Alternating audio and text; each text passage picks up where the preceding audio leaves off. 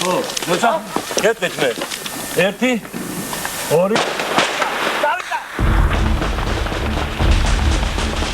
დღესდღეობით ბევრი იდეა არსებობს მოსალოდნელი იყო თუ არა ქართულ-აფხაზური კონფლიქტი. ბევრი ადვოკატი ყავს ასევე მოსაზრებაც, რომ ეს კონფლიქტი არ დაიწყებოდა, რომ არა შეცდომები ქართული ელიტის მხრიდან, თუმცა მე ვფიქრობ, რომ კონფლიქტი იქნებოდა ყველა ვარიანტში და ამის თქმის საფუძველს მაძლევს ის პროცესები, რომელიც მოხდა კონფლიქტამდე პერიოდში. შევარდნაძის ამბობდა, რომ ჩავფრენილი ყავის სოხუმში შეიძლება და ეს არ დამეშვა ასე შემდეგ და ასე შემდეგ. მაგრამ რა გააქრობდა აფხაზების სურვილს, აი ამდენი ათწლეულის მანძილზე ფორმირებულ სურვილს იმისა, რომ გამხდარიყვნენ, დამოუკიდებლები და ჩამოშორებოდნენ საქართველოს. ახლა საქართველოში არიან სამწუხაროდ ადამიანები, რომელიც საერთოდ უარყოფენ, რომ აფხაზები რაღაცა ცალკე ერთს წარმოადგენს, მაგრამ ფაქტი არის ასეთი. ამიტომ ეს კონფლიქტი არ არის მხოლოდ და მხოლოდ რაღაც ერთ დღეს დაწყებული, ეს ხანგრძლივი ისტორიული და ეს იმპერიული და საბჭოთა პოლიტიკების შედეგიც არის. პოსაბჭოთა კონფლიქტები ეს არის მე-19 საუკუნიდან დაწყებული პროცესების ნაწილი.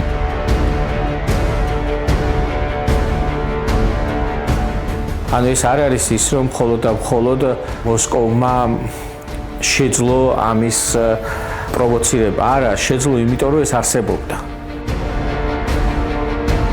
ქართული და აფხაზური ინტელიგენციების ამ პაექრობამ როგორ მიგვიყვანა შემდეგ აქტიურ ესკალაციამდე.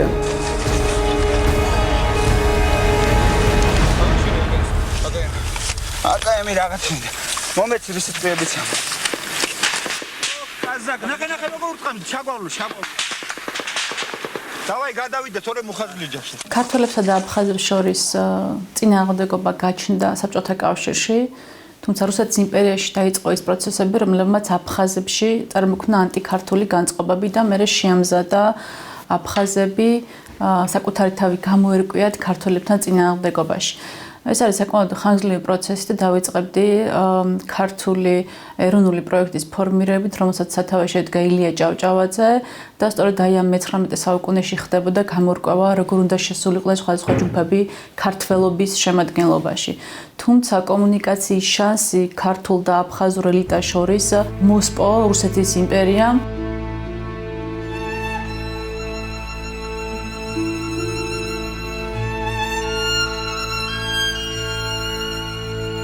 ეს არის დიდი ტრაგედია, როგორც ჩანს მილიონზე მეტი ადამიანი წავიდა ამ ტერიტორიიდან, ძალიან ბევრი გზაში დაიღუპა. თანაც ამ ტალღას რუსეთი ძალიან ხელს უწყობს, განსაკუთრებით აი ჩერქეზეთის და აფხაზეთის მიმართულებით. ეს ტერიტორიები იყო დაპყრობილი ოსმალეთის იმპერიის მიერ. ანუ ისა შეაბიჭა საქართველომ მე-19 საუკუნეში და რუსულ ანექსიაში, რომ საქართველოს ორი ისტორიული მხარე აფხაზეთი და ფაქტობრივად სამცხე-ჯავახეთი აჭარით დაპყრობილი ქონდა ოსმალეთის იმპერიას. და ეს ოკუპაცია გაგრძელდა მანამ სანამ რუსეთის იმპერიამ არ დაამარცხა ოსმალეთის იმპერია შავიზღვისპირეთში და სამხრეთ კავკასიის დასავლეთ ნაწილში და მთლიანად არ მიითვისა ეს კავკასიის რეგიონი როგორც მისი სამხრეთი პერიფერია.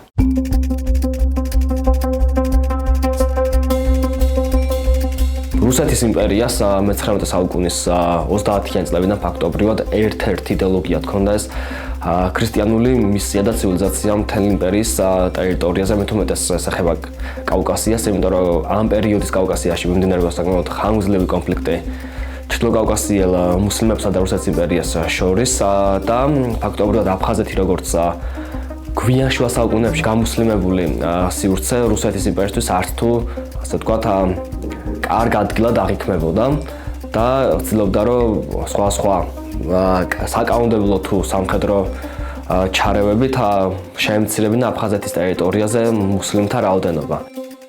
მეფის რუსეთის დანაშაულია ეს, რომ აფხაზეთის დიდი ტერიტორიები ასევე გათავისუფლდა მოსახლეობისაგან.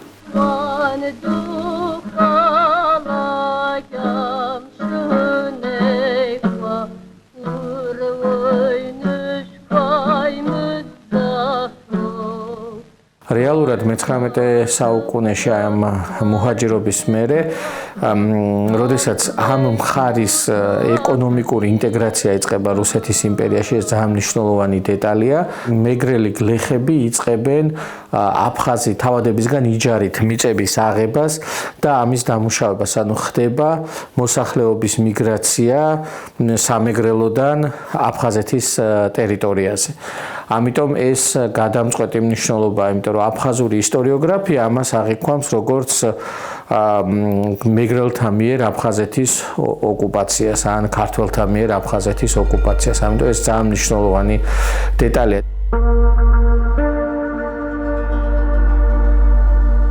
აფხაზი მოსახლეობის გადასახლებასთან ერთად, რომელთა შორის უმეტესობა იყო ინტელიგენციის წევრები, ინტელექტუალები, გაქრა ქართველებთან საერთო თანაცხოვრების მეხსიერება.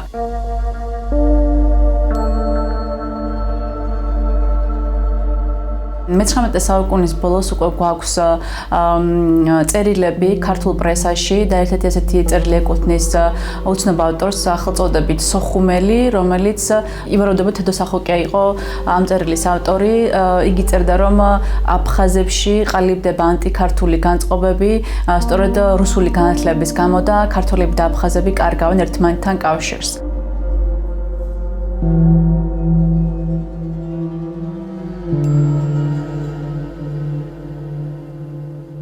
აფხაზი მოსახლეობა საკუთარ თავის იდენტიფიკაციას ახდენდა რელიგიასთან მიმართებაში, ან იმ ტერიტორიასთან მიმართებაში, რომელშიც ის ცხოვრობდა. მაგალითად, შეიძლება და აფხაზ გლეხს ჰქონდა წარმოდგენა, რომ ის იყო წერბელდელი, მაგრამ არა აფხაზი და ეს საერთოობის ნიშანი, რომ მე ვარ აფხაზი და მე წარსული წინაპრები, მითები და ასე შემდეგ მაკავშირებს სხვა ამ ტერიტორიაზე მცხოვრებ ხალხებთან, ესე წარმოდგენები აფხაზებში არ არსებობდა.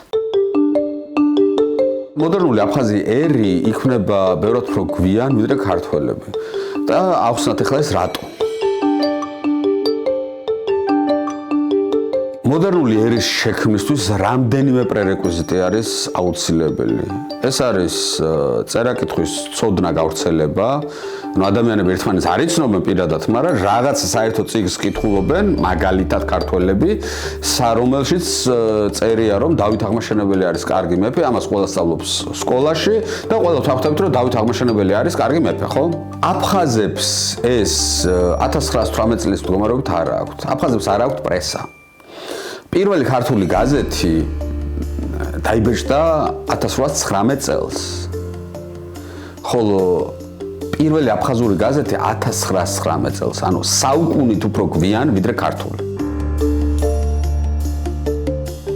იყო მცდელობები, მაგალითად იყო ესეთი აფხაზი მწერალი და პოეტი დიმიტრი გულია, რომელიც წერდა ეროვნულ მოტივებზე, ეროვნულ შინაარსზე აფხაზეთში, თუმცა მისი იდეები იწერებოდა და რჩებოდა ფურცელზე, ანუ ამას არ კითხულობდა მოსახლეობა. მოსახლეობის არ იყო ხელმისაწვდომი მისი იდეები, მარტივი მიზეზების გამო, პირველ რიგში იმიტომ, რომ მოსახლეობამ არ იცოდა წერა-კითხვა, მოსახლეობის გლეხობას ეხება ძირითადად ეს, მასაზე საუბრობ ამ შემთხვევაში და გარდა ამისა არსებობდა რესურსი, რომ ეს გაეზიარებინათ მთლიანად აფხაზურ მოსახლეობაში. ანუ მათი ურბანიზაცია არ არის დაწყებული და მომხდარი. შესაბამისად ეს თანამედროვე აფხაზი ერი, რომელიც ჩამოყალიბებას იწყებს 1920-იან, 30-იან წლებში და ეს პროცესი გრძელდება მთელი საბჭოთა დროის მანძილზე, 1918 წელს არ აგვაქვს. რა გვაქვს 1918 წელს?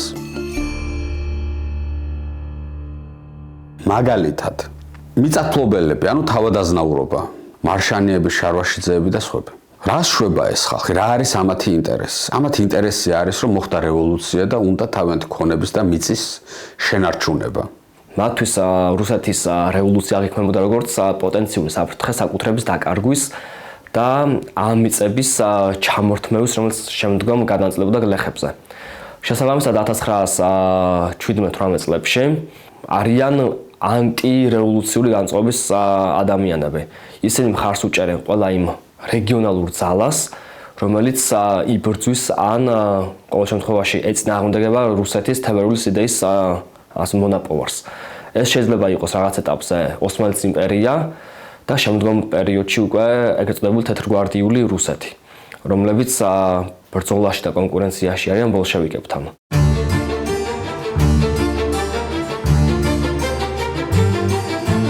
ელიტებს, რომლებიც მართავდნენ აფხაზეთის ტერიტორიას და იყვნენ ფეოდალები, რა თქმა უნდა, ჟორდანიას ხელისუფლება არ მოსწონათ, იმიტომ რომ ჟორდანია თავისი ბრწამსით ვიცით, რომ იყო სოციალ-დემოკრატი და ითხოვდა მიწის რეფორმის გატარებას მთელ საქართველოში. შესაბამისად ეს გამოიწვევდა იმას, რომ აფხაზი ფეოდალები, როგორც პირობდათ ქართლელი, კახელი თუ სამცხეს ჯავახეთის ფეოდალები დაკარგავდნენ მიწებს. 1918 წლის მაისში, თორსტები 18 წლის 9 მაისს მოხდა ეს ფაქტი.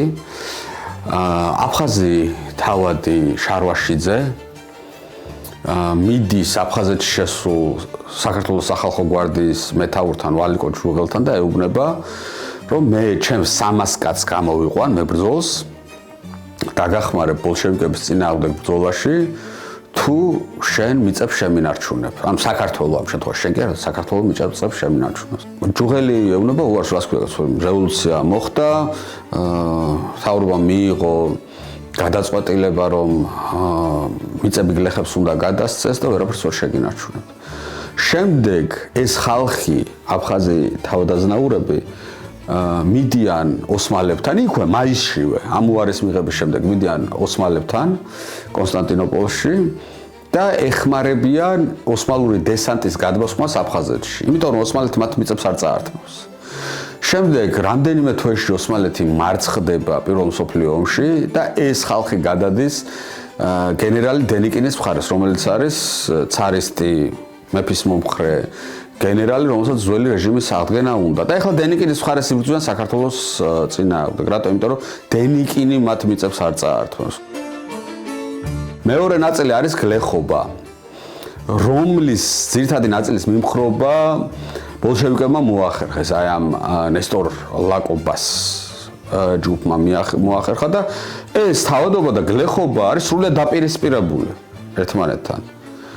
და ამავე დროს ვინც ბოლშევიკების მხარეს არიან, ანუ აი აფხაზეთში საბჭოთა ხელისუფლებას ვინც აცხადებენ, ბევრი მათგანი არის ქართველი ბოლშევიკი. ანუ ბოლშევიზმის ბრძოლას აფხაზეთში საქართველოს დემოკრატიული რესპუბლიკის წინააღმდეგ არ აქვს ცალსახე ეროვნული სახე, იმიტომ რომ იქ უამრავი არის ქართველი.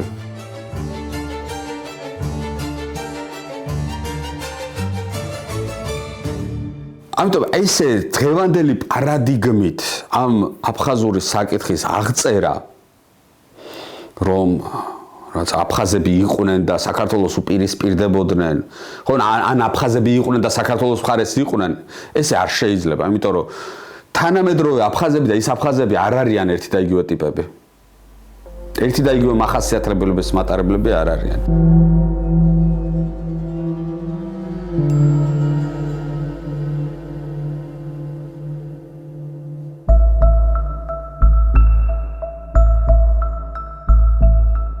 $1921 წლის მარტში საბჭოთა ხელისუფლება ცხადდება აფხაზეთში და ამავე დროს 20-იანი წლების საბჭოთა კავშირში ტარდება ეროვნებათა კორენიზაციის პოლიტიკა. კორენ, ანუ ფესვი რუსულად, კორენიზაცია რაღაცა ფესვებთან დაბრუნების პოლიტიკა. ხა ორი სიტყვა ამ კორენიზაციის პოლიტიკაზე უნდა ვთქვათ.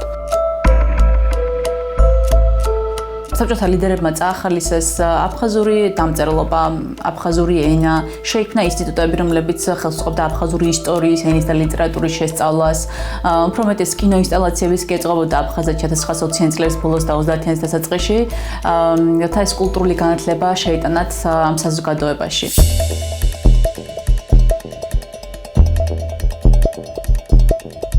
საყოველთაო ამბავი არის მარქსიზმ-ლენინიზმი და ყველამ უნდა იცოდეს, ყველას უნდა ვასწავლოთ. ახალ საზოგადოებას ქმნით, საბჭოთა ადამიანს ქმნით და ამიტომ ყველას უნდა ვასწავლოთ. რა არის უფრო ადვილი? ჯერ ამ ხალხს რუსული ასწავლო და შემდეგ ასწავლო ეს მარქსიზმ-ლენინიზმი, თუ რა ენაც იცის მშობლიური ენა, თან ჩქარობ, სასწრაფოდ მისავა მშობლიურ ენაზე ასწავლო ეს. ამიტომ ამ ეროვნებებს ექნებათ აი ამ ეროვნული ენების, კულტურის განვითარების საშუალება. ეს არის პერიოდი, როდესაც აფხაზები იწყებენ თვითგამორკვევას, მაგრამ ეს თვითგამორკვევა არ არის ჯერ კიდევ ქართველებთან წინააღმდეგობაში.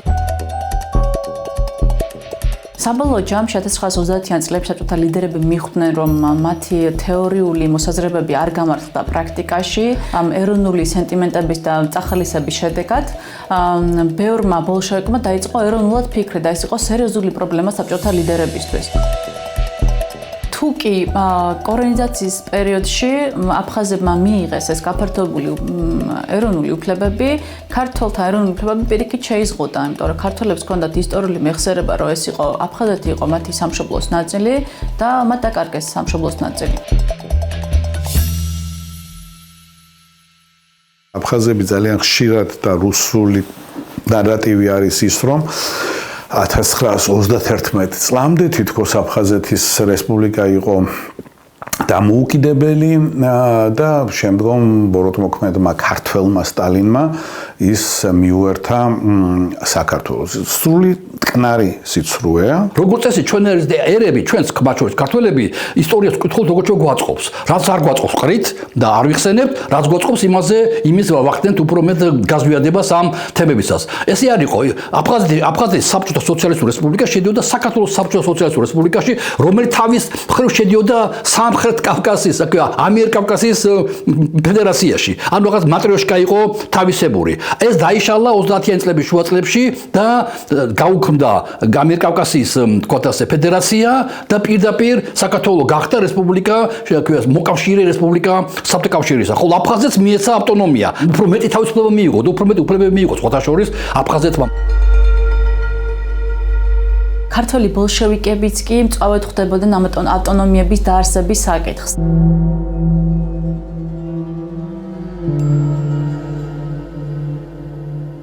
ეხლა ჩვენ ვლაპარაკობთ ნესტორ ლაკობას ეპოქაზე, იმიტომ რომ ლაკობა არის 20-იანი 30-იანი წლების აფხაზეთის უპირობო ლიდერი და აფხაზებისთვის, თანამედროვე აფხაზებისთვის ლაკობა არის აფხაზური ნაციონალიზმის, აფხაზური პატრიოტიზმის რაღაცა ფუძემდებელი ბურჯი. რაც მისი სიკვდილის შემდეგ შექმნილ მის იმიჯს უკავშირდება და არა იმას, რაც იყო ნესტორ ლაკობას სიცოცხლეში. რევოლუციურ მოძრაობაში მონაწილეობიდან გამომდინარე, იგი პირადად იცნობდა საბჭოთა კავშირის ლიდერებს, მათ შორის სტალინს. ეს ლაკობა საშუალებას აძლევდა თბილისის გამოტოვებით ეწარმოებინა პირდაპირ კომუნიკაცია მოსკოვთან. მაშინაც კი, როდესაც აფხაზეთი საქართველოს შემოუერთდა ავტონომიური რესპუბლიკის სტატუსით 1931 წელს, რამაც ხადია დაძაბულობა გამოიწვია ქართულ და აფხაზ ბოლშევიკებს შორის. ლაკობა იყო ჩვეულებრივი ფეოდალი, რომელსაც ყავდა საკუთარი კლანი და ძალაუფლებას ინარჩუნებდა ამ კლანის მეშვეობით, ლაკობას კლანი ჩართული იყო კრიმინალურ საქმეებში, ხელს უწყობდა კოლექტივიზაციის რეფორმის გადავადებას აფხაზეთში და ჩართული იყო ბევრი საკითხში, რამაც სტალინის განაწყენება გამოიწვია და საბოლოო ჯამში ამ სტალინის განაწყენებით ისარგებლა ლავრენტი ბერიამ და მოიპოვა უპირატესობა ლაკობასთან ჭიდილში. აი ამ პერიოდიდან უკვე აფხაზეთში მოდიან ბერიას ნდობით აღჭურვილი კადრები, ხდება ლაკობას კლანის ჩანაცვლება და იწყება ტარდება სხვადასხვა რეფორმები, რომლებიც აფხაზებს არ მოსწონთ, თუმცა რადგანაც რეპრესიების დრო დიდად ვერ საუბრობენ ამაზე.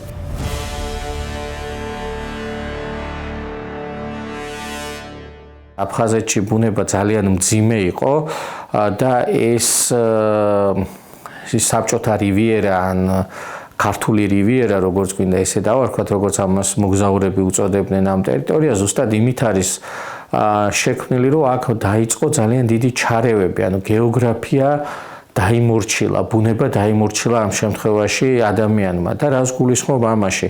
პირველ რიგში მოხდა კოლხეთის დაბლობზე არსებული ამ ჭაობების დაშრობა.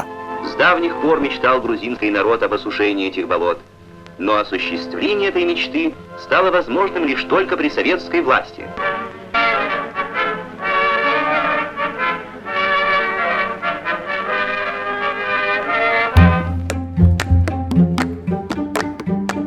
ამან გამოათავისუფლა სასოფლო სავარგულები, რამაც გამოიწვია ამ ტერიტორიაზე ისეთი კულტურის გაჩენა, რომელიც ძალიან დეფიციტური იყო საბჭოთა კავშირში. ამაში გულისხმობ სუბტროპიკულ კულტურებს, ეს არის მანდარინები, ეს არის ფორტოხალი, ციტრუსი, რასაც ქვია ფეიხოა და ასე შემდეგ და რა თქმა უნდა ამ ჭაობების დაშრობის და ტყის მასივის განთავისუფლების შედეგად ბევრგან დაიწყო მაგალითად ჩაის პლანტაციების გაშენება, რომელიც წამყვანი იყო ამ ეკონომიკაში.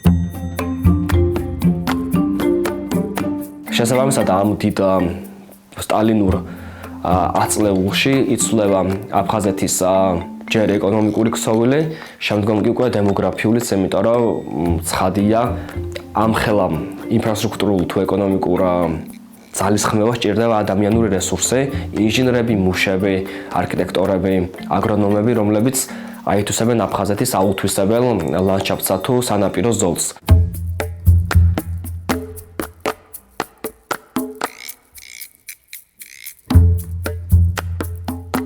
მოხდა ის, რაც ხდებოდა მთელ საბჭოთა კავშირში. ანუ განსაკუთრებით, რომ ასე ვთქვათ, აფხაზეთზე იყო დაწოლა და რაც კონკრეტული რაც ეთნიკური ჯგუფის შევიწროება, ეს მთლად ობიექტური არ არის, ეს არის უბრალოდ სტალინური ისევ და ისევ ეკონომიკური ხედვის განსხეულება შავი ზღვის აღმოსავლეთ სანაპიროზე.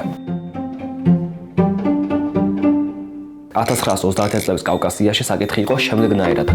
ვინ იქნება კავკასიაში მთავარი ადამიანი, ვინ იქნება ადამიანი, რომელსაც შეიძლება უშუალოდ მიიღოს ყველა ეს ბრძანება და შეასრულოს, რომელსაც გასცემს სტალინი და ჩაუდგეს სათავეში ამ სტალინური იდეების, ასე ვთქვათ, ადგილზე ამოქმედებასა თუ მუშაობას. სწორედ აი ამ კლანურ ბრძოლაში დაუპირისპირდნენ ერთმანეთს კავკასიის გავლენიანი ბოლშევიკები, იქნება ეს აღასი ხანჯიანი, იქნება ეს ლავრენტი ბერია თუ იქნება ეს ნესტორ ლაკობა და საბოლოო ჯამში კავკასიის ტერიტორია გადაიქცა კონკრეტული კლანების ბრძოლის ადგილად. ამ ბრძოლაში გაიმარჯვა ლავრენტი ბერიამ და მისმა კლანმა, რომლებმაც ფაქტობრივად ჩაანაცვლეს ნესტორ ლაკობას გუნდი აფხაზეთის ტერიტორიაზე, რაც აღიქვა აფხაზმა მოსახლეობამ როგორც ეთნიკურად ქართული კლანის გამარჯვება. ის რომ ეს უბრალოდ იყო კლანური ბრძოლა დაპირისპირება, აფხაზ მოსახლეობას არ და ვერ ესმოდა გამომდინარე მათი, ასე ვთქვათ, უშუალო პატრონ კლიენტალური დამოკიდებულებისა ლაკობასთან. ლაკობა საკმაოდ შერწყმული იყო აფხაზურ მოსახლეობასთან, თუნდაც მის ეთნიკურობიდან გამომდინარე და ლავრენტი ბერიას გუნდის გამარჯვება სოხუმში და არა მხოლოდ სოხუმში აღიქვეს როგორც არა რაღაც ერთი ჯგუფის გამარჯვება მეორეზე, არამედ აფხაზური კლანის ჩანაცვლება ქართულის მიერ, რაც საბოლოო ჯამში დაილექა ტრავმად და უარყოფით წერტილად ქართულ-აფხაზურ ურთიერთობაში. აფხაზები, როდესაც საუბრობენ ლაკობას გარდაცვალებაზე, არ ითვალისწინებენ იმ ფაქტს, რომ ეს იყო რეპრესიების პერიოდი და ამ პერიოდს ემსხვერპლა ბევრი ბოლშევიკი, არა მხოლოდ ლაკობა. ისინი ლაკობას სიკვდილისგან ქმნიან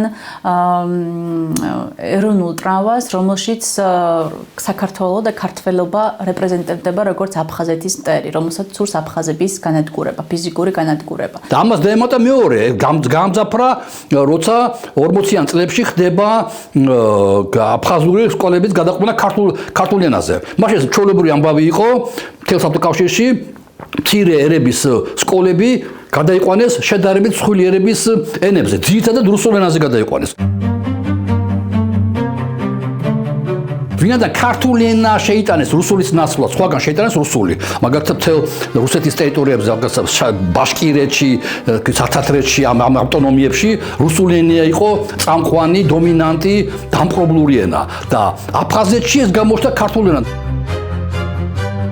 გატარდა რეფორმა, რომელმაც სკოლების რეორგანიზაცია გამოიწვია აფხაზეთში, იგივე რეფორმა გატარდა საბჭოთა კავშირის სხვა ტერიტორიებზეც. აი ეს აფხაზური სწავლის პროგრამა მთლიანად გაუქმდა და ეს აფხაზი მასწავლებლებიც გაუშვა სახლში. ესეც იყო პროტესტის ერთ-ერთი წყარო. ეს აფხაზური სწავლება ჩანაცვლა ქართულ მასწავლებამ, გარდა ამისა აფხაზური ენა გადაიყვანეს არა კირილიცაზე, როგორც სხვა შემთხვევებში მოხდა, არამედ ქართულ დამწერლობაზე. ხო და აი ძალიან საინტერესო არის ეს. აფხაზები ამას რაღაცა წარმოუდგენელ ქართულ ძალადობად აღიქვამენ, მაგრამ ეს იყო საერთო ტენდენცია და თუ კი რუსეთის ფედერაციაში შემავალი ერებისათვის უკვე რუსულ ენაზე დამყარებულ ანბანებს იყენებენ, აქ საქართველოში ითქვა, რომ ახანც ეს საქართველოს რესპუბლიკის ნაწილია აფხაზეთი, უნდა იყოს ქართულზე დამყარებული. კომისიის ხდომების მიხედვით ირკვევა, რომ ეს აფხაზური სექტორი ძალიან ცუდად მუშაობდა, იმიტომ რომ ამ სექტორის კურსდამთავრებული ბავშვები ვერ ახერხებდნენ შემდგომში უმაღლეს სასწავლებელში მოხვედრას და როგორც ცენტრალური კომიტეტის დოკუმენტებში წერია, თუ ესე გაგრძელდა აფხაზური ეროვნებით აფხაზი პოლიტიკური კადრები და ინტელიგენცია ვერ შეიქმნება აფხაზეთში. ამიტომ საჭირო ჩათვალეს სკოლის რეფორმირება. 1945 წლის დოკუმენტის მიხედვით, რომელიც აფხაზეთის უშიშროების სამინისტრომ გამოუგზავნა საქართველოს ცენტრალურ კომიტეტს, ეს აფხაზეთში ძალიან მძიმედ იყო აღქმული, ამას დიდი პროტესტი მოყვა. პირველ ყოვლისა აფხაზებისთვის მიუღებელი იყო ეს პოლიტიკა, იმიტომ რომ მათ ეშინოდათ, რომ ეს გამოიწვევდა მათ გაქართველებას. აქედან გამომდინარე, ამან დიდი პრობლემები გამოიწვია და ეს ალბათ შეგვიძლია მივიჩნიოთ აფხაზური ნაციონალური მოძრაობის ერთ-ერთ საწყის წერტილად, იმიტომ რომ შემდგომში აფხაზი ინტელექტუალები მუდმივად გააკეთებენ აპელირებას ამ სკოლების რეფორმაზე. იღებდნენ იქ სრულიად არაპედაგოგ ადამიანებს, რომლებიც ხშირად ესე იგი ამ ბავშვებს ჯიდნენ ხოლმე აფხაზურად დალაპარაკებისთვის და რაღაცა. მე მაინტერესებდა ესაგანი, მე მილაპარაკია იმ აფხაზებთან, ვინც სწავლობდა იმ დროს. მე ერთმა კაცმა მიამბო, რომ იყო კარგი მასწავლებელიო, მაგალითად, როგორც აი ჩვენ როგორ გვასწავლიდაო, გაიმეორო, აი აქ ასე იწერება მაღალი ზევით, მერე ქვევით ჩამოდის, კარგი მასწავლებელი, მაგრამ იყო ისეთებიო, რომ ესე იგი ნერვები ეშლებოდათო, რომ ესე იგი ვერ ლაპარაკობდითო, ვერ სწავლობდითო და ესე იგი ჟიდნენ ყველანაირად ბავშვებს.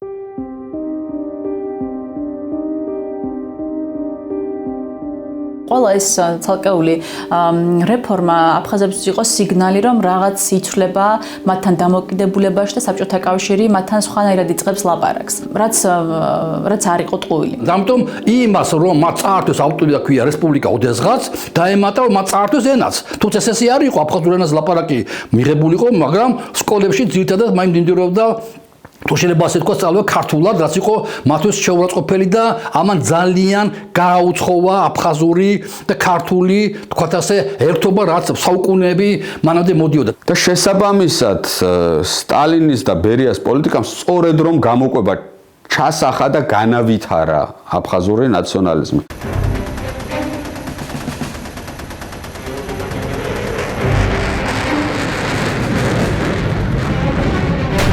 პირველ რიგში მეორე მსოფლიო ომის დროს იწყება აფხაზეთის ინდუსტრიალიზაცია, ტურისტული ინდუსტრიალიზაცია და კოლხეთის დაბლობის დაშრობა თითქმის უკვე აღარ არის, უკვე გადატეხილია დაშრობა გრძელდება, მაგრამ ისეთი მასშტაბური აღარ არის, როგორც ადრე იყო. ამიტომ აქ აფხაზეთში ხდება მოსახლეობის კიდევ უფრო მეტად მიგრირება, მაგალითად რაჭასა და ლეჩხუმში მიწისძვრის დაზარალებული ხალხი ჩამოასახლეს და ისინი კომპაქტურად ჩაასახლეს აფხაზეთში. ეს არ იყო დიდი რაოდენობა, მაგრამ აფხაზებისთვის ეს მნიშვნელოვანი იყო აღქმაში, რომ აქ ახალი ხალხი სახლდება და ჩვენ შეიძლება დავკარგოთ ყველაფერი, რაც ჩვენს აფხაზობას განაპირობებს. გარდა ამისა, იყო ის ინდივიდუალური მიგრაციები, განსაკუთრებით სამეგრელოდან, როდესაც ადამიანები უბრალოდ საკუთარი ბედის საძებნელად ჩადიოდნენ ახალი ინდუსტრიალიზაციის კერაში, როგორც იყო აფხაზეთი. ამიტომ ეს აფხაზებში, რა თქმა უნდა, უკმაყოფილებას იწვევდა. 1957 წელს აფხაზმა ინტელექტუალებმა, მათ შორის ლინგვისტები და ისტორიკოსები, კომუნისტურ პარტიას, პირდაპირ მოსკოვს მიწერეს წერილი, რომ საქართველოში ადგილი ჰქონდა ლენინურ-სტალინური ეროვნული პოლიტიკის დამახინჯებას და მოითხოვეს აი ამ პროცესზე რეაგირება. ისინი იძახდნენ, რომ ახსენდნენ რეფორმებს, რომელიც გატარდა აფხაზეთში, მაგალითად აფხაზური სკოლების გაუქმება, აფხაზური ინსტიტუტების გაუქმება, რომლებიც სწავლობდნენ აფხაზურ ისტორიას და მთავარი საჩივარი ეხებოდა იმას, რომ აფხაზები როგორც დამოუკიდებელი ერი აღარ იხსენიებოდნენ საჯარო დისკურსში. წინააღმდეგობა ქართულ ეროვნულ პროექტს და აფხაზურ ეროვნულ პროექტს შორის ყალიბდება 50-იანი წლებიდან. და აი ამ წინააღმდეგობას ბიძგს აძლევს ეთნოგენეზის თეორიები, რომელიც იქმნება მთლიან საბჭოთა კავშირში და მათ შორის საქართველოშიც.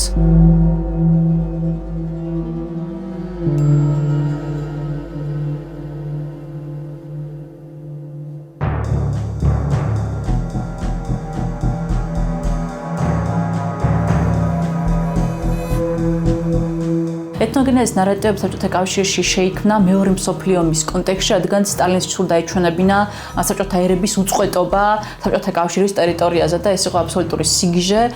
ინტელექტუალები წახალისებული იყვნენ ეწერათ ანტიკურ ისტორიაზე, გამოიგონებინათ ეს ისტორიები იმ შემთხვევაში თუ კი არ არსებობდა. ასე მაგალითად ყაზახ ისტორიკოსებს დაევალებათ გამოეგონებინათ საკუთარი ანტიკური წარსული და ეწერათ მითები საკუთარი დიდების შესახებ წარსულში.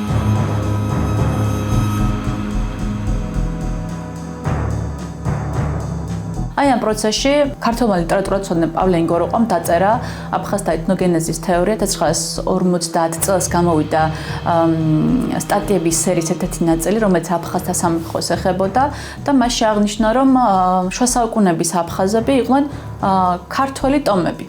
საბჭოთა კავშირში გავრცელებული მიდგომის თანახმად ეს ნიშნავდა, რომ თანამედროვე აფხაზებიც იყვნენ ქართველები. ინგოროღვა ადრე, ესე იგი 10-იანი, 20-იანი წლების ბოლოს, 30-იანი წლების ბოლოს წერდა აფხაზები რო არიან ცალკე ხალხი. რო არიან ქართველების მოძმე ხალხი, მეგობარი ხალხი, რო ესე იგი აი წერს მაგალითად რომ არაბები რო მურვანყრუს ჯარი რო დაამარცხეს ქართულმა და აფხაზურმა რაზმებმა ნიკოფსიასთან ეს დღევანდელი ახალი ათონია.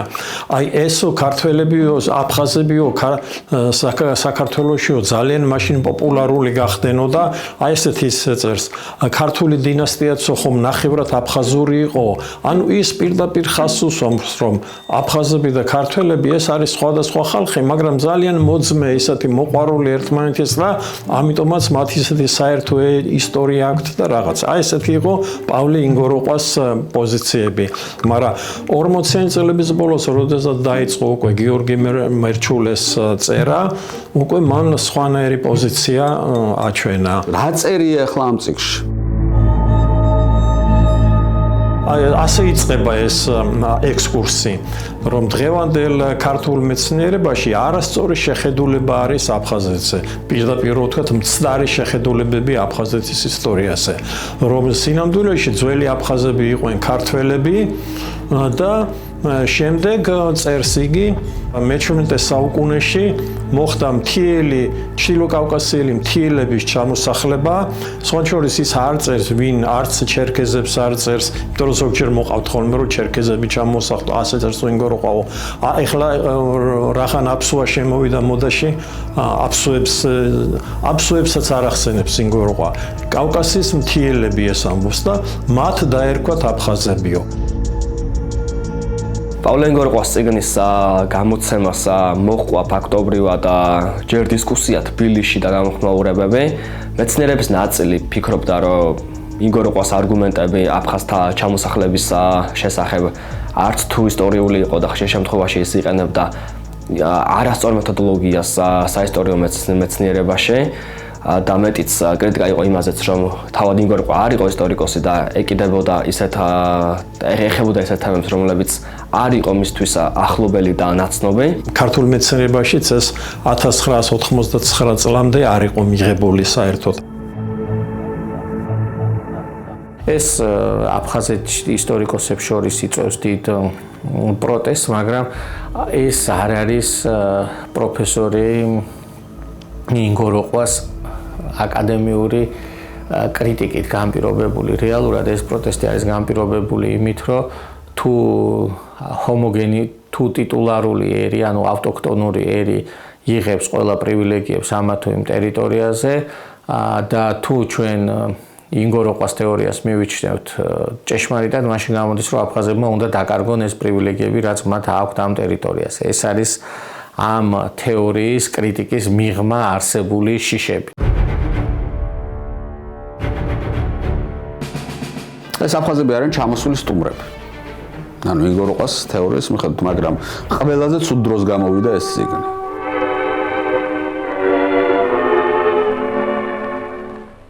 საბჭოთა კავშირის კომუნისტური პარტიის ცენტრალური კომიტეტი, საბჭოთა კავშირის მინისტრთა საბჭო და საბჭოთა კავშირის უმაღლესი საბჭოს პრეზიდიუმი უდიდესი მწუხარების გრძნობით აუწყებენ პარტიასა და საბჭოთა კავშირის ყველა მშრომელს, რომ 5 მარტს საღამოს 9:40 წუთზე ძიმი ავადმყოფობის შემდეგ გარდაიცვალა საბჭოთა კავშირის მინისტრთა საბჭოს თავმჯდომარე და საბჭოთა კავშირის კომუნისტური პარტიის ცენტრალური კომიტეტის მდივანი იოსებ ბესარიონის ძე სტალინი.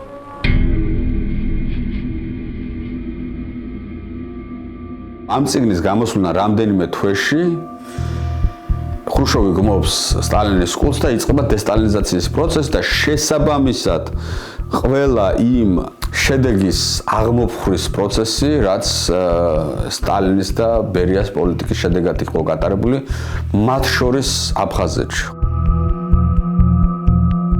ამ პერიოდში უკვე იწყება დიდი დაპირისპირება ისტორიის ველზე. უკვე 56 წლიდან აფხაზები ქმნიან კონტრ ინგო როყვას. აი ეს ძიძარიები ვიღაცეები.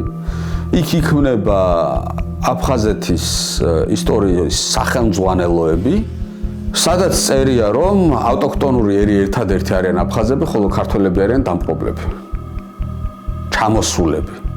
და აი ორივე მხარე უკვე ამ 50-იან წლების მეორე ნახევრიდან იწყებს ამ ექსკლუზივიზმზე ბრძოლას. ექსკლუზივიზმზე და მსხვერპლის როლის მორგებას.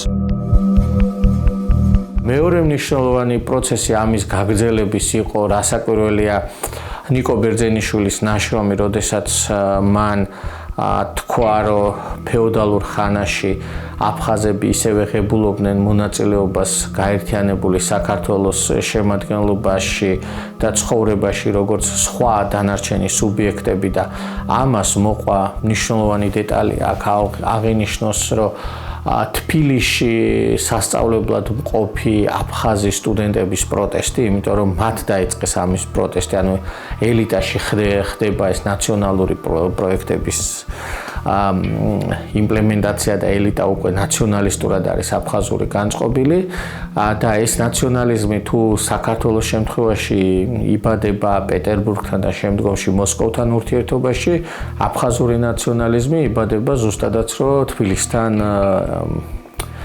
ჯახში და თბილისის პოლიტიკასთან შეპირისპირებაში.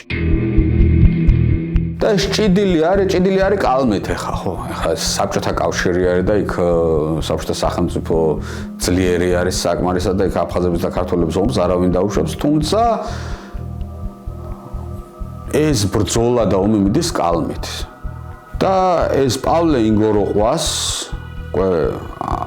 დესტალინიზაციის პროცესში იბარებენ, ბოდიშებს ახდევინებენ დაკითხვებზე, შავდღეში აგდებენ და ეს გიორგი მერჩულე, პავლე ინგო როყვასი ხდება ძალიან ისეთი მძიმედ მოსახმარი წიგნი. ქართველებმა ყოველთვის კარგად იცოდნენ ეს საკითხი, ეს არ ცდგებოდა ეს საკითხი. იცოდნენ, რომ აფხაზები რაც საქართველოს არსებობს და უფრო ადრე აფხაზებიც იყვენ და იქვე ცხოვრობდნენ, სადღაც ეხლა ცხოვრობენ. რა თქმა უნდა, ეხლა ეთნიკური საზღვრები ზოგჯერ იცვლებოდა ხოლმე რაღაც პოლიტიკური მიზეზების გამო, მაგრამ მთლიანობაში აფხაზეთი ერქვა იმ ტერიტორიას ყოველთვის, სადაც ცხოვრობდნენ აფხაზები. ეხლა ძირითადად ცდილობენ დაამტკიცონ, რომ აფხაზები არიან ჩამოსახლებულები შედარებით გვიან ისტორიულ ხანებში, არც თუ ისე იგი დიდი ხნის წინ.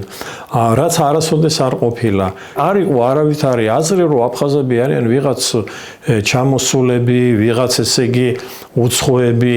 მე-19 საუკუნის ბოლომდე აფხაზეთი ძირითადად აფხაზებით იყო დასახლებული.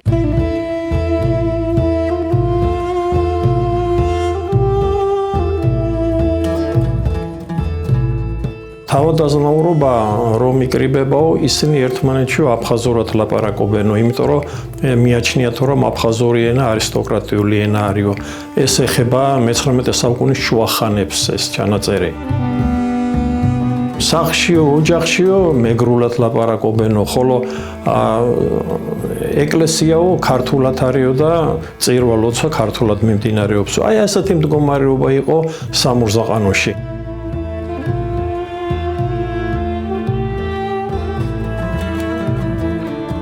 კომუნისტურმა პარტიამ იზრუნა, რომ ეს გიორგი მერჩულე საჯარო ხმარებიდან ამოიღოთ. ამით კომუნისტურმა პარტიამ სცადა შეეჩერებინა დაპირისპირება ქართველებსა და აფხაზებს შორის.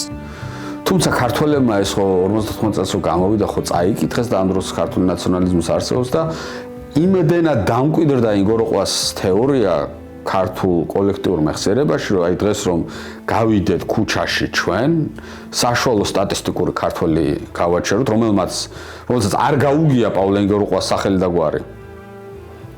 და ვკითხოთ, ვინ არიან აფხაზები და რა არის საერთოდ აფხაზეთის ისტორია, რა არის გეტყვის ინგოროყვას თეორია სხაპას ხუპით. ანუ ამან შექმნა ქართულთა კოლექტიური მეხსიერება.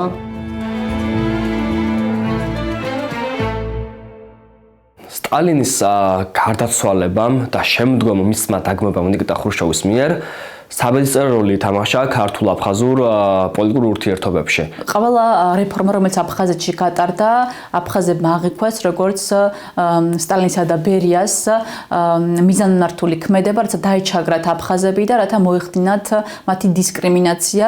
ცხადია, აფხაზების თვალთახედვით ეს პროცესი მიზნად ეთხოვდა ქართული ეროვნული პროექტის დაცვას და საქართველოს ტერიტორიაზე მინი იმპერიის შექმნას.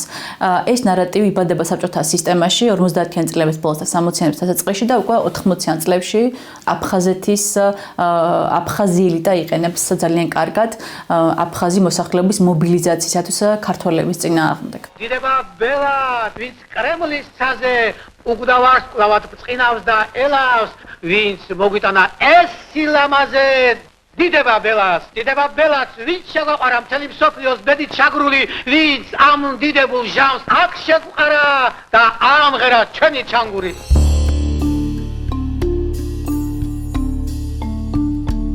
ეთნიკურად ქართველებისათვის თუ კი სტალინი აღიქმებოდა ქართველ პიროვნებად, რომელმაც საქართველოს სახელი გაიტანა კრემლში და ის გახდა კრემლის ქართველი მმართველი, რომელმაც მოიგონა მსოფლიო ომი და მთელი რიგი გარდაქმნები მოიტანა, ეთნიკურად აფხაზი მოსახლეობისათვის სტალინი ასოცირდებოდა პოლიტიკურ ფიგურასთან, რომელმაც არნახული ძალაუფლება მისწავლა ბერიას, და შემდგომ ამ ბერიამ სტალინის ასე ვთქვათ გასცემული ძალაუფლებითა თუ ძალოვანი უწყებებით გაანადგურა აფხაზეთში არსებული ეთნიკურად აფხაზი პარტიული კლანი, რომელიც ექვემდებარებოდა ნესტორ ლაკოპას. როდესაც მიმდინარეობდა პავლე ინგოროყვას წიგნის განხილვა, რომელიც ამტკიცებდა, რომ მოხდა აფხაზეთში აფხაზთა მიგრაცია გვიან შუა საუკუნეებში, ამას მოყვა დემონსტრაციები აფხაზეთის ტერიტორიაზე და გუდაუთის სკოლის ერთ-ერთმა მასწავლებელმა პირველად 1956 წელს თქვა შემდეგი ფრაზა, რომ აფხაზეთი უნდა გამოეყოს საქართველოს და ეს ფაქტობრივად გახდა ერთ-ერთი პირველი ხალხიდან წამოსული გზავნილი, რომელიც უკვე ახლებურად უყურებდა ქართულ-აფხაზურ ურთიერთობას საბჭოთა პოლიტიკისა თუ არასაბჭოთა პოლიტიკის ფარგლებში. იწყება შემოbrunება, ანუ ხელახლა იხსნება აფხაზური სკოლები, აფხაზურ ამბანს კირილიცაზე ხელახლა აბრუნებენ. აფხაზეთის კომპარტიის საოლქო კომიტეტების ხელმძღვანელად აფხაზებს ნიშნავენ, აფხაზების მიღებას იწყებენ პარტიაში და ეს აფხაზები ბრუნდებიან გაბრაზებულები. ანუ აი პოლიტიკაში და აქტიურ საზოგადოებრივ ცხოვრებაში ისინი ბრუნდებიან გაბრაზებულები. ისინი არიან დაჩაგრულები მათი ხედვით. და ისინი დაჩაგრეს ქართველმა სტალინმა და ბერიამ. ეს არის მათი ხედვა და ახლა კრემლი არის მათ მხარეს. ახლა არის ის პოლიტიკა და ის ხელმძღვანელობა, რომელიც მათ ასე რომ ვთქვათ, მისცემს მოქმედების საშუალებას. Дорогие товарищи, друзья.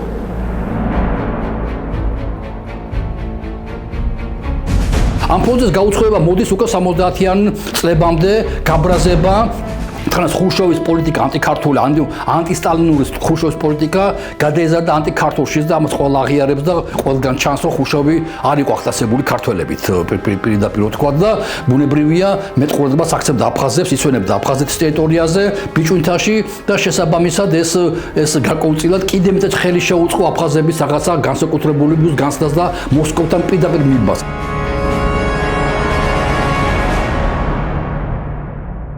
ისტორია არ არის მხოლოდ წარსულის მეცნიერება, ეს არის დიდი ილუზია. ისტორია წარსულის შესახებ, როცა გიყვება მომავალზეც. ანუ წარსული არის მომავლის პროექტი ასევე. მაგალითად იგივე შალვა აინალიფა, რომელიც გავლენიანი ისტორიკოსი იყო აფხაზეთში, 1975-76 წლებში წერს, რომ აფხაზები არის დამოუკიდებელი ერი, ავტოქთონური ერი აფხაზეთის ტერიტორიაზე და აფხაზეთი ეკუთვნის მხოლოდ და მხოლოდ აფხაზებს. ეს იდეა გაზიარებული იყო აფხაზ ინტელექტუალებში და სხვადასხვა საზოგადოებებში, მაგალითად აფხაზეთის სამუზეუმო საზოგადოებაში. ჩვენ ახლა თანამედროვე კლუბში ეს არის პოპულარული, როდესაც მხოლოდ ქართულ ეროვნულ მოძრაობას ვადანაშაულებთ ამ ეთნონაციონალურ გამოთქმაში, თუმცა აფხაზური ელიტა არანაკლებ ეთნონაციონალური იყო საკუთარ გამოხატვაში.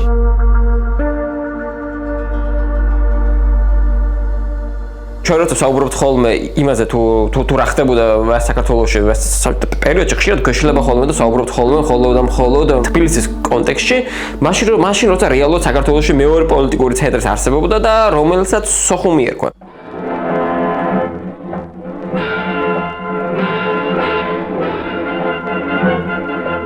1978 წელი არის ძალიან მნიშვნელოვანი, როდესაც თბილისში ჩვენ ვაპროტესტებთ ენის სტატუსის შესაძლო შეცვლას კონსტიტუციაში და გამოვდივართ დასაცავად და სტუდენტები და პირველი სერიოზული გამარჯვება საბჭოთა სახელმწიფოს წინააღმდეგ ამას ვახცევთ, მაგრამ შეიძლება გვავიწყდება ხოლმე რომ აი ეს რამე თავისუფლების მოძრაობას თუ დაინახავდნენ თბილისში აფხაზები თვითონაც იწყებდნენ ამ მოძრაობას.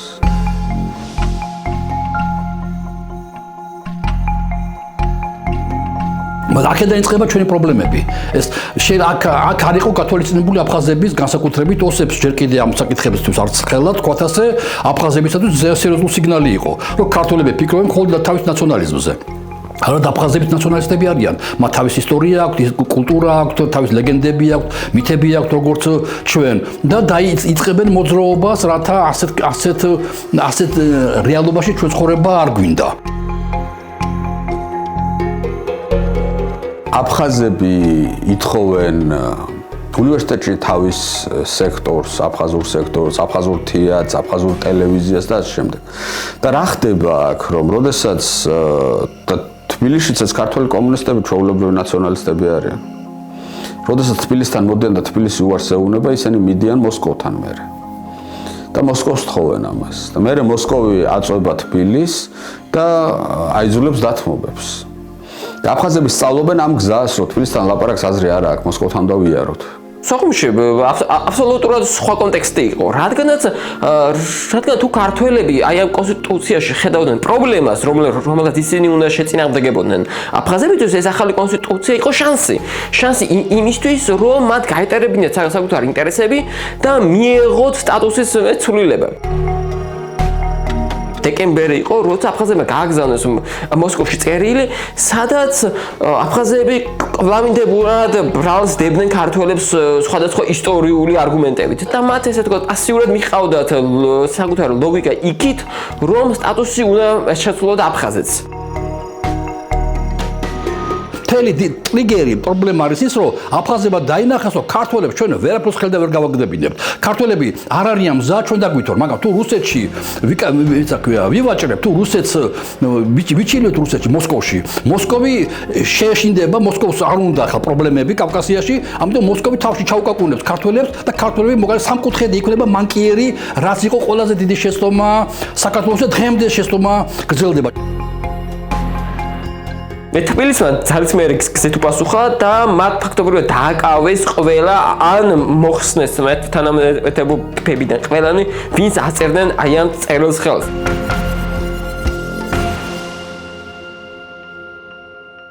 თბილისის აი ამ რეაქციის შემდგომ თუ არ მეშლება რამდენიმე თვეში უკვე მოსკოვიდან ჩამოვიდა მაღალჩინოსანი გვარად კაპიტანოვი, რომელმაც თბილისს მოსთხოვა და ფაქტობრივად დააკმაყოფილა აფხაზების უმეტესი მოთხოვნები. შესაბამისად, აი ეს ერთგვარი მახინჯი სუბორდინაცია ყალიბდება, რაც მე ომის დროს თავის მანიფესტაციის გამოხატულებას პოვებს. ხლუბზიექვე ჰადრისკუ აჯილი ხორფსრა. და აფხაზები იღებენ 78 წელს ყველაფერი მას რას ითხოვენ და ამას როგორც ვთქვათ, ჩვენ ჩავთვალეთ, რომ საბჭოთა სახელმწიფოს უკან დავახევიდეთ და ენის მუხლი შევინარჩუნეთ, სახელმწიფო ენად შევინარჩუნეთ ქართული. ის აფხაზები თვლიან, რომ მათმა პროტესტმა გაიმარჯვა ქართველების წინააღმდეგ. და როგორც ჩვენ შევგულიანდით და ამას მე ეროვნული მოძრაობის გაძლიერება მოყვა, ისინი შეგულიანდნენ ანალოგიურად. სწორედ 78 წლის შემდგომ აფხაზები წინააღმდებიან საკადრო პოლიტიკაში და ქართველები გადადიან უკვე მეორე ხარისხოვანში. შევარდნადეს შემდგომ აი 10 წლეულების განმავლობაში მუდმივად აძახებდნენ, რომ მან კაპიტულაცია გამოაცხადა ფაქტობრივად 78 წელს და რომ მან ყველაფერი დააკმაყოფილა, რაც კი მოსკოვსა და სოხუმს სურდა. და სწორედ აი ეს უნივერსიტეტი ხდება ის პირველი შეტაკების ადგილი, რომლიდანაც უკვე შეგვიძლია დავიწყოს აფხაზეთის კონფლიქტის ათვლა თანამედროვე სახით. თუ თქვათ ეს ყველაფერი ცეკას კორიდორებში ხდება მანამდე მეცნიერებსა და ინტელიგენციას შორის პოლემიკებით და კონტრწიგნებით, ანუ ერთმანეთის კონტრაზე დაწერილი წიგნებით ხდება, იმიტომ რომ ცხელ ფაზაში ვერ გადადის ეს, რადგანაც საბჭოთა პოლიციური აპარატი არსებობს და შეტაკებებს არ დაუშვებს, აი როცა ირყევა უკვე საბჭოთა სახელმწიფო, ეს კალმიდან გადადიან საქმეზე. საქმეზე რა, ძალადობას.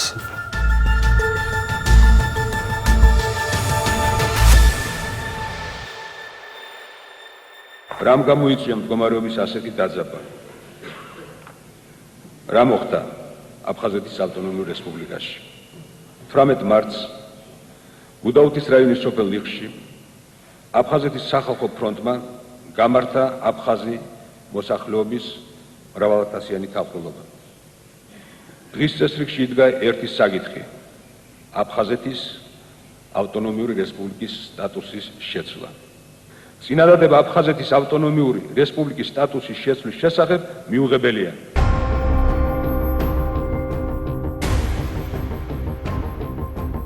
ჩვენ არ გვინდა საქართველოსთან ცხოვრება, ქართველები ფიქრობენ ხოლმე თავის თავზე.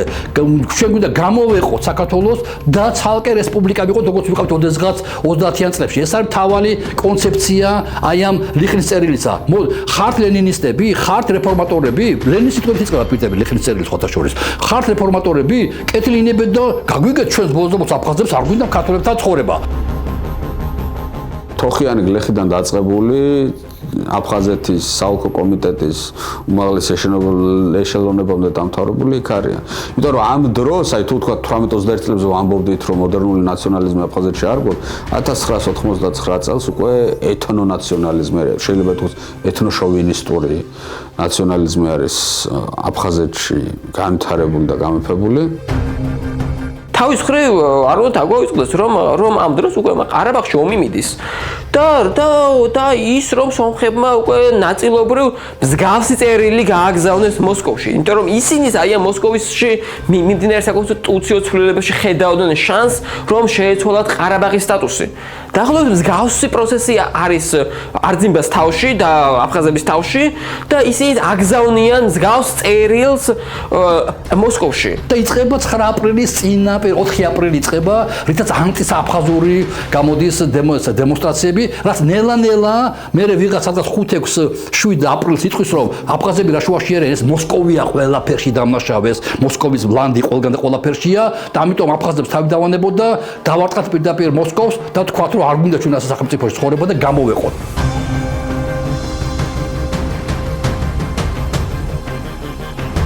ამას მოყვება საშინელი სისხლისღვრა, რაც დაგვავიწყებს ჩვენ პირველ მიზეზებს რამაც განაპირობა 9 აპრილი ხდება ცენტრალური თარიღი საქართველოს ისტორიაში დღემდე ესე არის, საყრდენი თარიღი არის, მაგრამ ჩვენ გვავიწყდება რომ 9 აპრილი ლიხნმა შექმნა.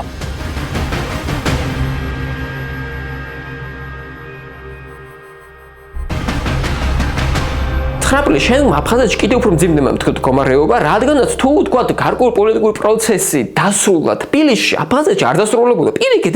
პირიქით აფხაზეთში ისევის მოთხოვნები იდგა დღის წესრიგში და ამას დაემატა 9 აპრილის ტრაგედია. ეს წერილი გამოიწვევს აფხაზეთში ქართველებში მღელვარებას, განსაკუთრებით ახალგაზრდებში, განსაკუთრებით სოხუმის უნივერსიტეტში, რომელიც შექმნილია როგორც მოგახსენეთ 10 წლით ადრე უკვე სოხუმში. და ის სწორედ ამ დროს სოხუმის უნივერსიტეტში გაფიცვა იწყება და ქართველი სტუდენტები უარს აცხადებენ ლექციებზე ეთასტრებას. მალევე მათ შეუერთდებიან უკვე ქართული აკადემიური პერსონალი და მათი საერთო მოთხოვნა დგება ის, რომ შეიცვალოს უნივერსიტეტის რექტორი ალეკო აქვარამია, რომელმაც ხელი მოაწერა აი ამ წერილს. და მოითხოვენ გამოეყოს ქართული სექტორი სოხუმის უნივერსიტეტს.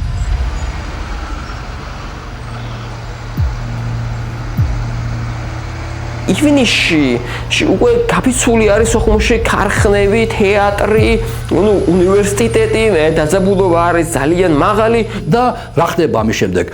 თბილისი აკმაყოფილებს სტუდენტების მოთხოვნას და გამოყოფს ქართულ სექციას სოხუმის უნივერსიტეტიდან. რაც არ უნდა სასაცილო ჟღერდეს დღეს და მიუღებლად და გამაგიზიანებლად აფხაზები ლაპარაკობენ სეპარატიზმზე და სეპარატიზმს ახორციელებს ქართული მხარე.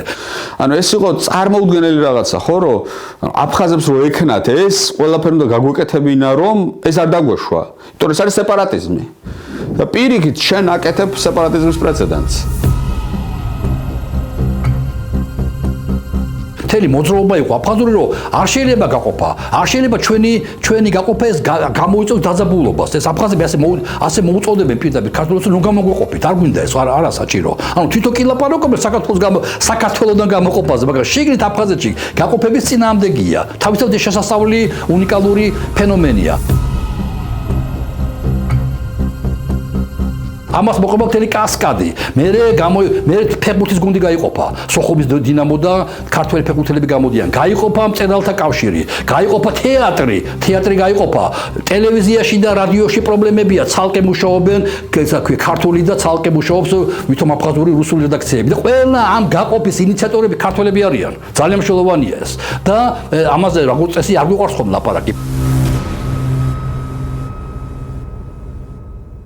მიიღო რადიკალური ფთა, რომელმაც ჩათვალა, რომ არ უნდა დაუშვან ქართული უნივერსიტეტის შექმნა. და 15-16 ივლისს ხდება შეჭრა აი ამ მისაღები გამოცდების კომისიის მუშაობაში. და რათა ჩაშალონ მისაღები გამოცდები, თუ ჩაშლიან უნივერსიტეტი ვერ იფუნქციონირებს, პირველი მიღება უნდა ჩაშალონ. და პირველი სისხლი დაიღურება სოხუმში.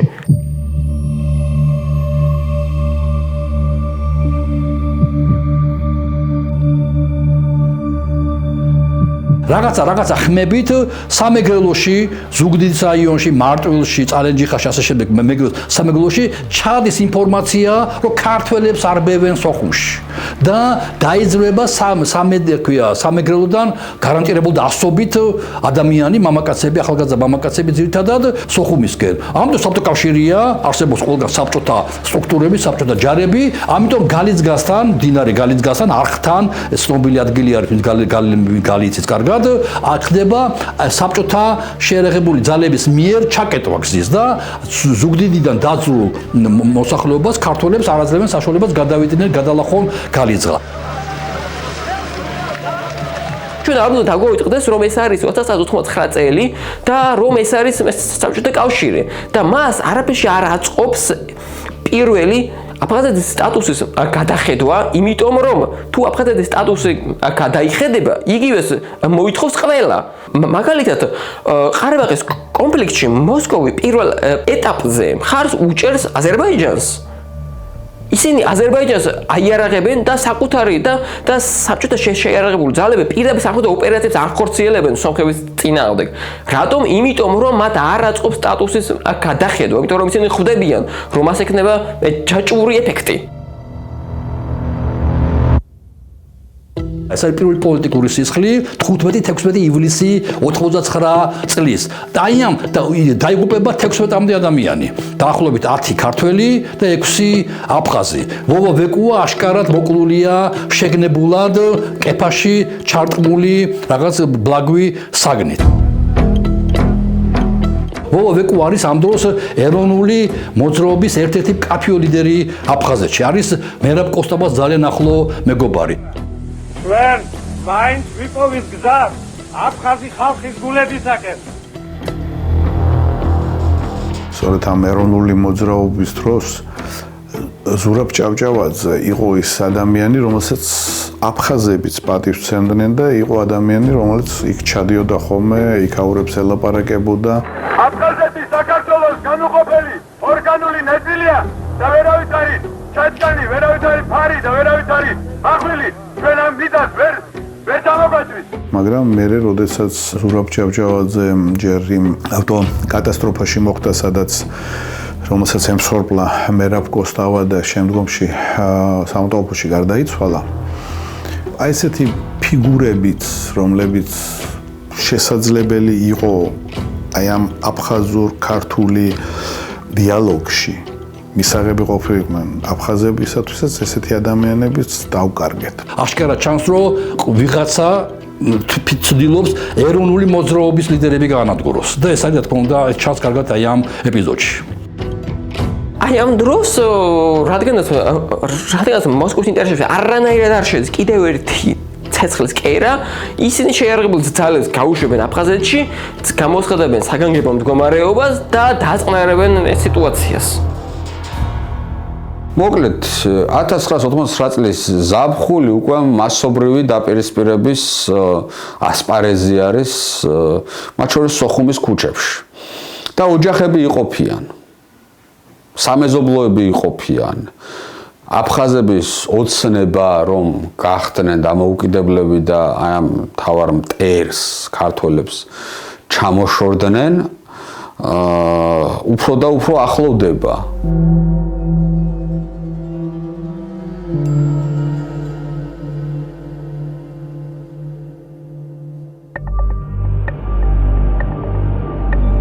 როცა ჩვენ საუბრობთ იგივე გამსახურდიაზე, ჩვენ გამსახურდის ფენომენი თუ გამსახურდის პიროვნება უნდა გავყოთ და დავყოთ ორ ადამიანად. პირველი ეს არის, როცა ის იყო ეროვნულ მოძრაობაში და მეორე, როცა ის უკვე მოდის ახალი სოფლებაში. რატომ? იმიტომ რომ როცა ის არის ეროვნულ მოძრაობაში, მისი რიტორიკა აფხაზებისადმი არის ძალიან რადიკალურად არის ნაციონალისტური. აფხაზი ერი ისტორიულად არასოდეს არ არსებობდა. აფხაზეთი იყო სახელმწიფო დასავლეთ საქართველოსი. დასავლეთ საქართველოს სახელმწიფო და აფხაზები იყვნენ დასავლეთ ქართველები, ასე რომ აფხაზი ერი იყო ქართველი ერი იგივე დასავლეთ ქართველი ერი. ეხოთ აქ გამომსვლელებს თუ ვინმე მოინდომებს ამ ჭეშმარიტების სხვაგვარად წარმოდგენას არ მოусმინოთ. აფხაზიერი არ არსებობს ვიმეორებ. მაგრამ როცა ის უკვე მოდის ხელისუფლებაში, თქვენ ვერ ნახავთ ვერცერთ მის გამოსვლას, როცა ის აფხაზებზე საუბრობს ცუდს. მისი რიტორიკა აბსოლუტურად შეცვლილი არის. ხო, და აი ამის ერთ-ერთი გამოხატულება არის სწორედ აი ეს კვოტების პოლიტიკა, რომელიც აფხაზეთში დამყარდა. მან დაყო პარლამენტი ისე რომ თუ არ იქნებოდა პარლამენტში თანხმობა ქართველებსა და აფხაზებს შორის, უბრალოდ კანონი ვერ გავიდოდა. კი ეს ძალიან საინტერესო იყო და შეიძლება ძალიან სწორიც იყო. მაგრამ აქ არის სხვა კონტექსტიც. მაგალითად ის რომ ეროვნულმა მოძრაობამ, რომელმაც მთელი ამდენი წლის განმავლობაში პირდაპირ თქვა დააღვივა ეს ანტიაფხაზური რიტორიკა, აი ამ მოსახლეობაში ცოტათი გაუგებარი აღმოჩნდა, თუ რატომ ქონდათ ბჭყალებში ჩამოსახლებულ აფხაზებს, რომლებიც სულ რაღაც 17% იყო ადგილობრივი მოსახლეობის, თუ რატომ ქონდათ მათ პოლიტიკური უმრავლესობა აფხაზეთში, როცა ისევ ბჭყალებში აბორიგენი მოსახლეობა იყვნენ ქართველები. და აი ეს წინააღმდეგობა, იმიტომ რომ ადგილობრივი პოლიტიკური ელიტებშიც არის. იმიტომ რომ მათად არ მოწოთ ეს ყველაფერი, იმიტომ რომ ისინი რეალურად ხომ მთელი 10 წლეულები საპირისპიროს თმის იბრძოდნენ. აი ეს ჩამოსულობაზე თემა ხო რაც ეს ინგოროყოს თეორიიდან შემდგომ უკვე ჩაჯდა რაღაცა ქართულ მენტალობაში თუ ქართულ აზროვნებაში, კი იმდროინდელი ქართული საზოგადოება აღიარებდა ამას და შეეროდა ამის, რომ კი ეს ინგოროყო იყო მართალი და რომ აფხაზები ეს არიან ჩამოსულები და ადგილობრივები ვართ მხოლოდ ჩვენ.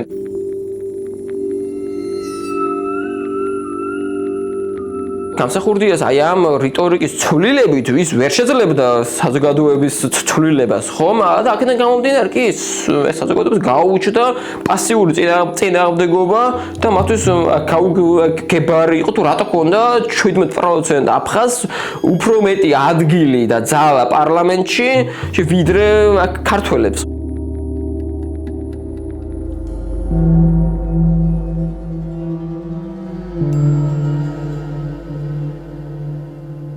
ასევე ძალიან საინტერესო არის ის, რომ გამსახურდიამ ხარი დაუჭირა და უმაღლეს თანამდებობაზე განამწესა ვლადისლავ არძიმბა. და ვინ არის არძიმბა? არძიმბა მაგალითად ხელს უწყობდა არქივების გახსნას ყველანაირად, რაცა მოუხდარი იყო ამ სტალინური რეპრესიის ისტორიის ამოტივტივება და რათა აფხაზებს შექმნოდა წარმოდგენა, რომ ეს რეპრესიები მოხდა მხოლოდ აფხაზეთში, დაისაჯენა მხოლოდ აფხაზური ელიტის წევრები და ამით თავი მოუკვეთა სტალინმა და ბერიამ, როგორც ქართველმა ნაციონალისტებმა აფხაზებს როგორც ერს.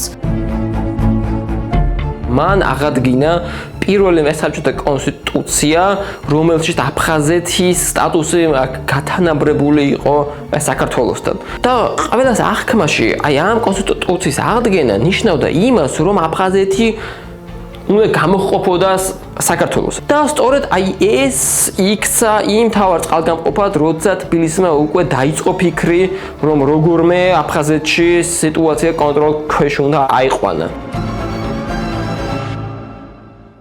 ომის დაწყებამდე 14 აგვისტოს ხდება შეერაღებული ძალების შეყვანა აფხაზეთის ტერიტორიაზე ზუგდიდის მხრიდან. 12 აგვისტოს არძიმბა თავაზობს საქართველოს, თქვათ ასე, ფედერაციული მოწყობის რაღაც ვარიანტს. იმიტომ რომ საბჭოთა კავშირი დაშლილია, არავინ არ იცის რა ხდება და არძიმბას აქ განცდა იმისა, რომ აღარ არსებობს საბჭოთა კავშირი, რა ვქნათ ახლა როგორ მოვიქცეთ ამ ქართველებთან საჭირო საერთო მონახვა. და თვითონ თავაზობენ ჩვენ ამ ქვია დოკუმენტს, ამ საინტერესო დოკუმენტია, მე მგონი რომ დღეს იურისტები ჩაუღრმავდნენ ამ დოკუმენტს, ნახავენ რომ იქ ბევრი მისაღები საინტერესო მომენტებიც იყო. და მაგრამ უკვე მანქანა ჩართულია, რაღაც ამოქმედებულია, 10 აგვისტოს მიღებულია გადაწყვეტილება, რომ ჯარები უნდა იყოს შეყვანილი. კიტოვანს უკვე მიღებულია ბრძანება, რომ შეერაღებული ძალები უნდა შეიყვანოს აფხაზეთში. და ასევე არის ძალიან საინტერესო, რომ სანამ ჩვენ აფხაზეთში შევდივართ, სიტყვა აფხაზეთი არ არსებობს. ანუ არავინ არ საუბრობს იმაზე, თუ რა საკითხებს არძიმბა. მთელი საუბარი ეს არის, რომ ჩვენ შევდივართ აფხაზეთში, იმიტომ რომ გავაჩეროთ გამსახურდიას მომხრეთა თარეში და ასევე აღვადგინოთ წესრიგი რკინიგზაზე. სიტყვა აფხაზეთი და აფხაზი და არძიმბა საერთოდ არ ფიგურირებს. სამოქალაქო ომი მიდის თბილისში და საქართველოში, სამეგრელოში, ფეთქდება რკინიგზები, იძარცვება რკინიგზა, სომხეთში არ მიდის გამოუწვევს ტვირთი, სომხეთში ომია, ყარაბაღის ომი გააფთრებული, ყველა აი სული ქაოსია, ამ ფონზე შემაძღებულად გაწყვეტილება შეიყვანოს ჯარები, ეს არა ტრაგედია, ტრაგედია შემდეგ, როცა ის ხვდება, რომ უნდა მიხვდეს, რომ ჰაფანგში მოხვდა და არავითარ რკინიგზის დაცვა არ გამოვა და ძალიან სწრაფად ერთ კვირაში ჯარები უნდა გამოეყვანა. აი ჯარებს არ გამოყვანა, მისი შეცდომა არა შეყვანა, რაც თავისთავად შეცდომა, მაგრამ ვერ მიხვდა რა ღრმა ორმოში ჩავარდა ესეთი გამოსული ადამიანი. და მაინც რა მიზანი ჰქონდა და ეროვნულ გვარდიას, როცა ის შევიდა აფხაზეთში? ის რეალურად რკინიგზას იცავდა?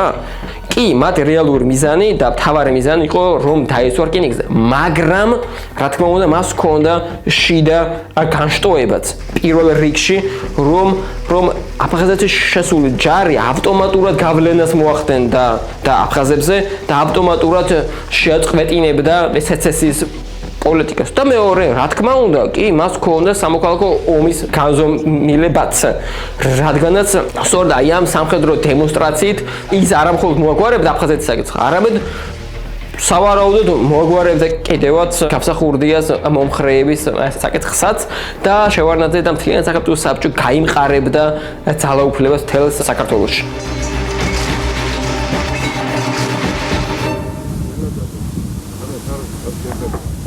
ორივე მხარე ქართული ისტორიოგრაფიას და აფხაზური ისტორიოგრაფიას ცდილობს, რომ მიჩქმალოს რაღაც ფაქტები, რაც მათ გრანდ ნარატივში არ ჩაჯდება. მაგალითად, აფხაზური ისტორიოგრაფიაში ვერსაც ვერ შენახავ შენ აი ამ ფაქტებს, როდესაც ისინი ეთნიკური ნიშნით ქართველები მოკლეს. ესეთი რამე არსად არ წერია. წერია მხოლოდ რომ იყო 78 და ლიხნის დეკლარაცია და მერე ტანკების შემოვარდნენ საქართველოს, მაგრამ ლიხნის დეკლარაცია 99 წლის მარტშია და 92-ში იწყება ომი. მათ შორის 3 წელია, რომელიც ძალიან მნიშვნელოვანია, ხო? ჩვენს ისტორიოგრაფიაში მთავარი რამეა გამქრალი. ეს არის გამქრალი ის, რომ აფხაზების აღქმა პოლიტიკურ სუბიექტად და აფხაზების აღქმა აფხაზური ნაციონალიზმის აღქმა, რომ ეს არსებობს ეს ნაციონალიზმი და რომ ამ ნაციონალიზმს აპრიორულად აქვს პრობლემები თბილისთან ურთიერთობაში. ეს არის გამქრალი.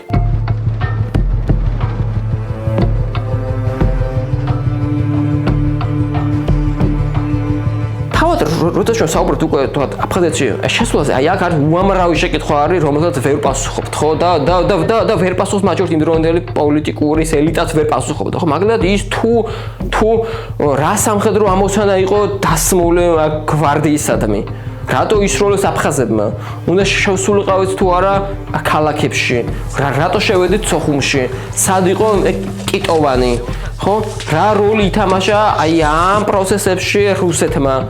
და რა ინტერესი იყო მისი ეს მართლა ხაფანგი იყო თუ ეს შემდგომ იქცა ხაფანგად და საერთოდ ძალიან ბევრი შეკითხვა არის ამ დღეებისადმი, რომელსაც პასუხი უკვე ქართული საზოგადოება ეილის არ ვიცი, უკვე 25 წელი არის და რომელიც პასუხიც არავის არ მიუღია. აფხაზეთში ჯარის შეყვანა ეს იყო ყველაზე უარესი გადაწყვეტილება, რომელიც ჩვენ იმ დროს შეიძლებოდა რომ გქონოდა. იმიტომ რომ აფხაზეთში ჯარის შეყვანამ დააყენა ყველაზე უარესი მდგომარეობა აფხაზეთში. მან გამოიწვია სამხედრო კონფლიქტი, რომელშიც გამარჯვება საქართველოს არ ეწერა.